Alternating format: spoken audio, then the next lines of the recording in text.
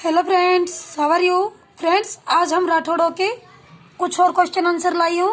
राजपूत काल के जो राठौड़ वंश थे उनके, तो जो हमारे किसी भी कंपटीशन एग्जाम के लिए बहुत ही ज़रूरी है।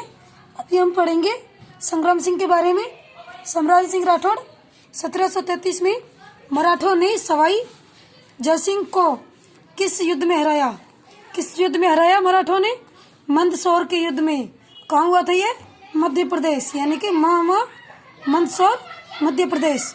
हुल्डा कहाँ है? हुल्डा भीलवाड़ा में है। 17 जुलाई 1734 को तारीख तय हुई थी राजपूतों को इकट्ठा कर मराठों के विरुद्ध योजना बनाने का स्थान था ये। कब बनाई थी परंतु कब बनाई थी इनकी के खिलाफ योजना? 17 जुलाई 1734 को आगे इनके खिलाफ योजना बनाई थी। कौन सी जगह बनाई थी? भीलवाड़ा में, भीलवाड़े में। परंतु जनवरी 1734 में संग्राम की मृत्यु हो गई। 1734 में जनवरी में। और योजना कब की बनाई कि भाई 17 जुलाई को हम योजना बनाएंगे उनके खिलाफ, मराठों के विरोध में। फिर इसकी अध्यक्षता जगत सिंह द्वितीय ने की। किसने की इसकी अध्यक्षता? जगत सिंह द्वितीय ने। संग्राम ने उदयपुर में सहेलियों की बावड़ी बनवाई। कि किसने बनवाई? संग्राम सिंह ने। कहाँ बनवाई? उदयपुर में सहेलियों की बाड़ी बनवाई। अब हम पढ़ेंगे भीम सिंह के बारे में। भीम सिंह की पुत्री कौन थी? कृष्णा। सिंगोली का युद्ध कब वह कैसे हुआ? सिंगोली का युद्ध आमेर के राजा जगत सिंह और मारवाड़ा के शासन के बीच कृष्णा के साथ शादी करने को लेकर हुआ। क्यों हुआ? कि भीम सिंह की पुत्री थी कृष्णा। सिंगोली का युद्ध का नाम दिया गया जगत सिंह और मारवाड़ के शासक के बीच इनका युद्ध हुआ था सिंगोली का। 13 मार्च 1807 को पर्वतसर नागौर में हुआ। सिंगोली का युद्ध कब हुआ? 13 मार्च 1807 को। कहाँ हुआ? पर्वतसर नागौर में। लेकिन 1810 में कृष्णा कुमारी ने टोंक अमीर खां पिंडारी के कहने पर आत्महत्या कर ली। और क्या खा लिया? जहर खा लिया। किसके कहने पर? Amir Khan Pindari. Bhim Singh colonel James Tod के कहने पर 1818 में IEC के साथ संधि की। किसने की? भीम सिंह ने। किसने की? भीम सिंह ने। किसके कहने पर? कर्नल जेम्स टोड के कहने पर 1818 ईस्वी में EIC के साथ संधि की। मारवाड़ का राठौड़ वंश जिस क्षेत्र में है वह मारवाड़ कहा जाता था। आज भी कहा जाता है। जहाँ मारवाड़ राठौड़ रहते हैं उसको क्षेत्र को मारवाड़ वंश कहते हैं। मारवाड़ की संकटकाली राजधानी कौन सी है? सिवानादुर्ग। जब भी संकट हुआ था वो सिवानादुर्ग में जाते थे।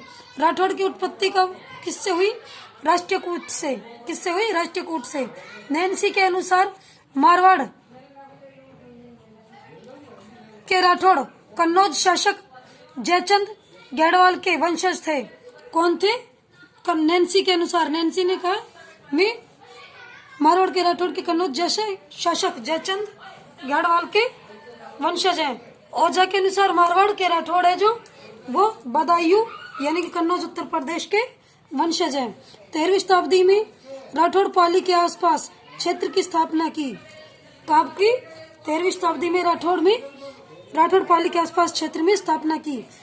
रावसी सिंह कौन है? राव सिंह कौन था?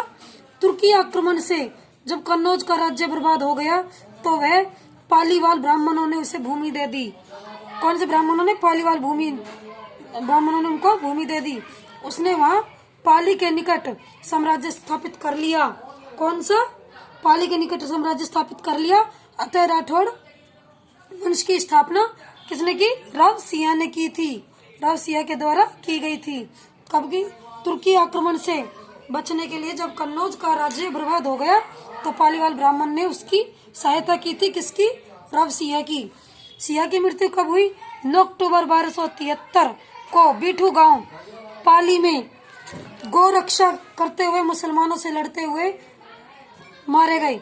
इनकी पत्नी भी सोलंकी पार्वती भी इनके साथ सती हो गई। सिंह की मृत्यु कब हुई? 9 अक्टूबर 1273 को। कहाँ हुई? पाली गांव में बीठू कैसे हुई? गोरक्षा कर रहे थे मुसलमानों से लड़ते हुए इनकी पत्नी सोलंकी पार्वती भी इनके साथ सती हो गई।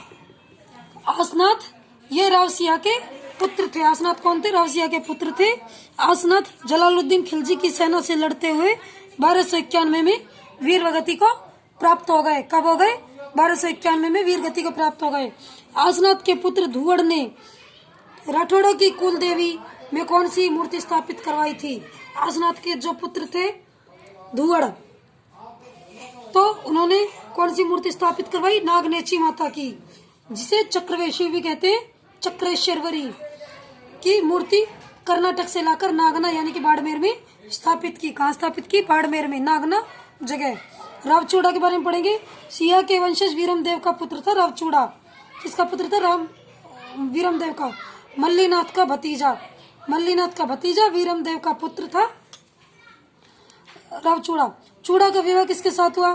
चूड़ा का विवाह मंडोर जोधपुर इंद शाखा की राजा की पुत्री किशोरी कुंवरी के साथ हुआ। किसके साथ हुआ?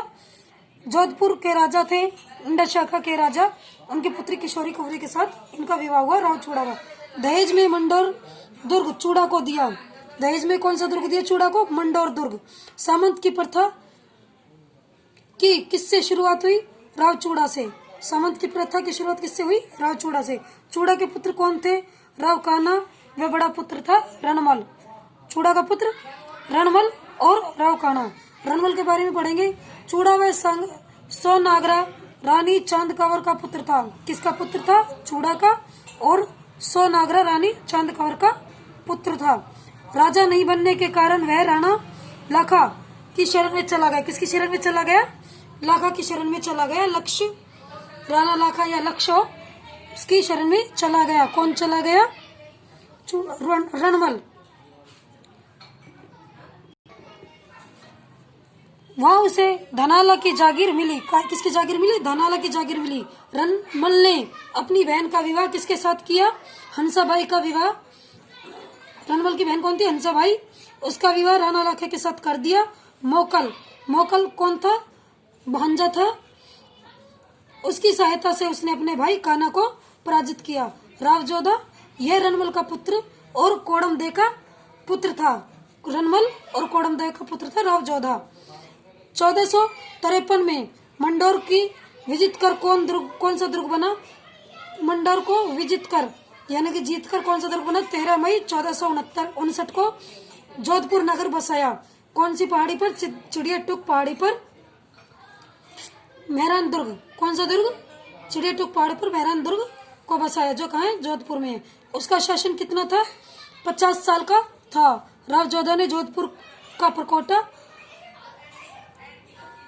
किले का प्रकोटा मेहरानगढ़ शासन कितना था? 50 साल का था। रावजोधा ने जोधपुर का प्रकोटा किले का प्रकोटा मेहरानगढ़। इनका उपनाम बताओ। चिंतामणि, सूर्यगढ़, कागमुखी, चिड़िया टूक दुर्ग और मयूरध्वज। ये किसके उपनाम है? मेहरानगढ़ दुर्ग के नाम। चिंतामणि, सूर्यगढ़, कागमुखी, चिड़िया टूक दुर्ग और मयूरध्वज। इसकी नींव का पत्थर किसने रखा? इसकी नींव का पत्थर रिद्दूबाई ने रखा, यानी कि करनी माता ने रखा। करनी माता के बचपन का नाम रिद्दूबाई था। उन्होंने इसकी नींव का पत्थर रखा। इसमें राजा राम खंडेला नामक व्यक्ति को जिंदा चुनवा दिया गया। तो इसमें मेहरानगढ़ में क्या क्या है? मेहरानगढ़ में चामुंडा माता का मंदिर है, मान प्रकाश पुस्तकालय है, सूरी मस्जिद है, जौहर खां की मजार है, भूरे खां की मजार है, कीर्त सिंह व धन्ना की छतरी है, मोती महल फूल सिंह स्थित है। कीरत व धन्नामल की छतरी मोती महल फूल सिंह स्थित है। 3 तोपें रखी हुई है। क्या क्या नाम है तोपों का नाम? किलकिला, शंभुबान और गजनी खां। इसका निर्माण शायद फरिश्तों ने करवाया है। ये किसने कहा था? ये कहा था रूड यार्ड किपलिंग ने। किसने कहा था? रूड यार्ड किपलिंग ने। नागनेची का मंदिर कहाँ है? मेहरानगढ़ में। कहाँ है? मेहरानगढ़ में। सामंत का वास्तविक संस्थापक कौन था? रावजोधा। कौन था? रावजोधा। जोधा की पत्नी थी हाड़ी रानी जसमादे। जोधा ने जसमादे के पुत्र को सातलदेव को अपनी उत्तराधिकारी बनाया। जोधा ने जसमादे पुत्र को के पुत्र को सातल देव को अपनी उत्तराधिकारी बनाया, पर वास्तविक उत्तराधिकारी कौन था? बीका। राव जोधा की मृत्यु कब हुई थी? 1489 में। कब हुई थी? 1489 में। सातल देव पुत्र था, किसका था? जोधा का पुत्र था। एक बार 140 कुंवारी कन्याएं गणगौर पूजने जा रही थी तो किसने अपहरण कर लिया? उनका घुड़ले खां ने। किसने कर लिया? घुड़ले खां ने अपहरण करने की कोशिश की। घुड़ले खां ने। सातल देव ने घुड़ले खां पर आक्रमण किया और उसकी गर्दन काटकर तीरों से छेदकर कन्या को दान कर दिया।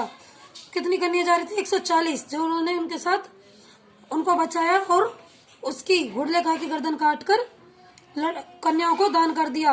वह प्रसन्न होकर नाचने लगी। वो कौन सा दिन था? तो उसे क्या कहते हैं? वो चैत्र कृष्ण अष्टमी का दिन था। उसे घुड़ले नृत्य कहा जाने लगा। इस नृत्य की शुरुआत किसने की? घुड़ले खां की पुत्री गिंदौली ने की थी। इस नृत्य का संरक्षण किसने दिया? रूपायन संस्था ने, जो कि कहाँ है? बोरुंदा में है। जिसने संरक्षण दिया वो कौन था? स्वर्गीय कमल कोठारी। किसने? स्वर्गीय कोठारी कमल ने। घुड़ला नृत्य मटकी में छेद करके उसमें दीपक रखकर किया जाता है घुड़ला नृत्य। घुड़ले खां के साथ इस युद्ध में सातल देव घायल हो गया और उसकी मृत्यु कब हुई? जब घुड़ले खां इस नृत्य में सातल देव वो हो गए तो उसकी मृत्यु कब हुई? 13 मार्च 1492 को। घुड़ले खां के साथ इस युद्ध में सातल देव घायल हो गया तो उसकी मृत्यु कब हुई? 13 मार्च 1492 को। राव गंगा खानवा का युद्ध कब हुआ? राव गंगा यानी कि खानवा का युद्ध कब हुआ? 1527 में। गंगा की पत्नी थी पद्मावती। कौन थी? पद्मावती।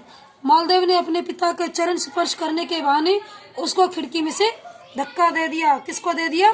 मालदेव ने दे दिया अपने पिता को धक्का। राव गंगा ने जोधपुर शहर में मांगेलाव तालाब गंगा की बावड़ी का निर्माण कराया। राव गंगा की सिरोही से लाई गई श्याम मूर्ति स्थापित की, जिसे श्याम गंगा कहते हैं। राव गंगा ने जोधपुर में क्या क्या करवाया? गांगेलाव तालाब गंगा की बावड़ी का निर्माण करवाया। राव गंगा की सिरोही से लाई गई। कहाँ से लाया था?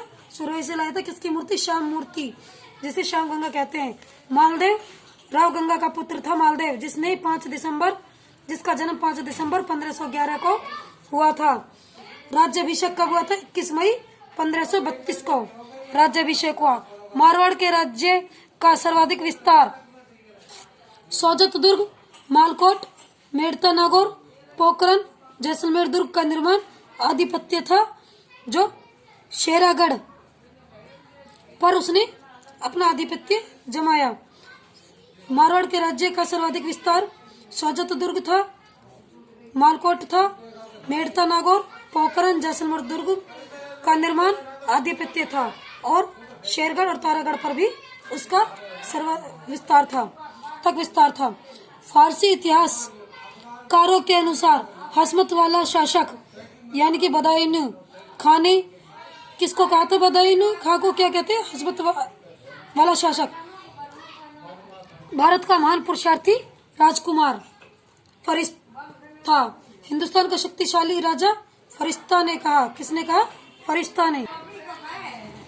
हिंदुस्तान का शक्तिशाली राजा कौन था? फरिश्ता ने कहा। किसको कहा था? बदायूं को। मालदेव को 52 युद्धों का नायक और 18 परगनों के रूप में प्रतिष्ठित माना। मालदेव को कितने युद्धों का नायक माना? 52 युद्धों का, और परगनों का 18 परगनों का प्रतिष्ठित माना। मालदेव के 2 सेनापति कौन से थे जिन्होंने बीकानेर के राजा जत सिंह को हराकर बीकानेर को जोधपुर में मिला दिया? मालदेव के 2 सेनापति थे, कौन से थे? जैता और कूपा, जिन्होंने बीकानेर को जोधपुर में मिला दिया। वो थे, कब मिलाया? जैता और कूपा ने 1541 ईस्वी में। शेरशाह अफगानी सरदार यूपी के युद्ध में हुमायूं को हराकर मुगल राज्य का स्वामी बन गया। कब बना? 17 मई 1540 को। शेरशाह अफगानी सरदार यूपी के युद्ध में हुमायूं को हराकर मुगल राज्य का स्वामी बना। कब बना? 17 मई 1540 को। शेरशाह खां को शेरशाह सूरी की उपाधि कब मिली? तो यह बिलग्राम के युद्ध के बाद इसको शेरशाह सूरी की उपाधि मिली। हुमायूं मालदेव के पास जोगी तीर्थ नाम के स्थान पर आकर मिला। जोगी तीर्थ नाम के स्थान पर आकर मिला हुमायूं मालदेव के पास। जब हुमायूं को कहीं से मदद नहीं मिली, कब नहीं मिली? 7 मई 1542 को। कब नहीं मिली मदद? 7 मई 1542 को। शेरशाह सूरी की सेना के साथ मेड़ता का भूतपूर्व स्वामी वीरमदेव व बीकानेर का कल्याणमल और रास्ते में आकर सेना सहित मिला। कब मिला था?